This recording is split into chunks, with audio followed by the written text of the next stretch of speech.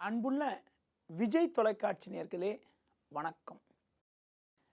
நவ கிரகங்களை பற்றி உங்களிடம் பேசி வரக்கூடிய நான் இன்று உங்களிடம் ராகுவை பற்றி கூற உள்ளேன். நவ கிரகங்களில் ஜோதிட ரீதியாக ராகு ஒரு சாயா கிரகம், சர்ப்ப கிரகம் ஆகும். மற்ற கிரகங்கள் எல்லாம் முன்னோக்கி செல்லும், ராகு மட்டும் பின்னோக்கி செல்லும். ராகு எந்த ஸ்தானத்தில் இருக்காரோ அதற்கு 7ஆம் வீட்டில் கேது இருப்பார். ராகுவிற்கு கேதுவுக்கும் சரி சொந்த வீடு கிடையாது. எந்த வீட்டில் ராகு இருக்கிறாரோ அந்த வீட்டின் பலனை தரும், அந்த வீட்டு அதிபதியின் பலனை தரும். பொதுவாக ராகு ஒருவருக்கு நல்ல பலனை தருவாரா என பார்க்கின்ற பொழுது, ராகு நின்ற வீட்டதிபதி பலமாக இருந்தால் அந்த ஜாதகருக்கு சாதகமான பலன்கள் உண்டாகும். ராகு நின்ற வீட்டதிபதி நீச்சம் பெற்றாலோ பகை பெற்றாலோ சாதகமற்ற பலனை தரும்.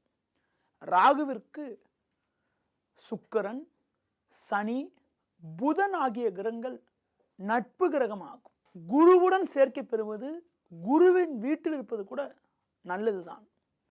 ஆனால் ராகுக்கு பகை என பார்க்கின்ற பொழுது சூரியன் பகையாகும், செவ்வாய் கூட பகைதான். சந்திரனோட வீடுன்னு சொல்லக்கூடிய கடகத்தில் ராகு இருப்பது, சந்திரன் சேர்க்கை பெற்று ராகு இருப்பது அவ்வளவு நல்லதல்ல. பொதுவாக எல்லா கிரகத்தையும் சக்தி இழக்கக்கூடிய கிரகமான சூரியனையே சக்தி இழக்கக்கூடிய சக்தி ராகுக்கு இருக்கிறது. மற்ற கிரகங்கள் சூரியனுக்கு அருகில் சென்றால் சூரியன் பலகீனமாகிவிடும். ஆனால் ராகுக்கு மிக அருகில் சூரியன் வந்தால் சூரியன் பலகீனமாகிவிடும். சூரியன் பலகீனமாக ஆகுவதை தான் உங்களுக்கு பார்த்தால் கிரகணம் என்று கூறுவோம். அதாவது சூரியனும் ராகுவும் இணையக்கூடிய மாதங்களில், இணையக்கூடிய காலங்களில் அமாவாசை, பௌர்ணமி ஏற்படக்கூடிய நாட்கள் சூரிய கிரகணம், சந்திர கிரகணம் ஏற்படுகிறது. அப்படிப்பட்ட அமைப்பு ஏற்பட்டால், சூரியனும் ராகு ஒரு ஜாதகத்தில் இணைஞ்சிருந்தால் தந்தை வழி உறவினர்களுக்கு கெடுதிகள், தந்தை வழி உறவினர்கள் மூலமாக அனுகூலமற்ற பலன்களை உண்டாக்கும்.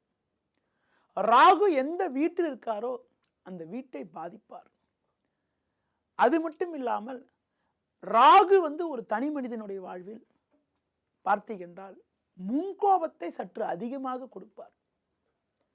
தான் என்ன செய்யறனே தெரியாம சுயநனவு இன்றி செயல்படக்கூடிய ஒரு சூழ்நிலையை ஏற்படுத்துவார். ராகு பாவகிரக சேர்க்கை பெற்றிருப்பது அவ்வளவு நல்லதுன்னு சொல்ல முடியாது.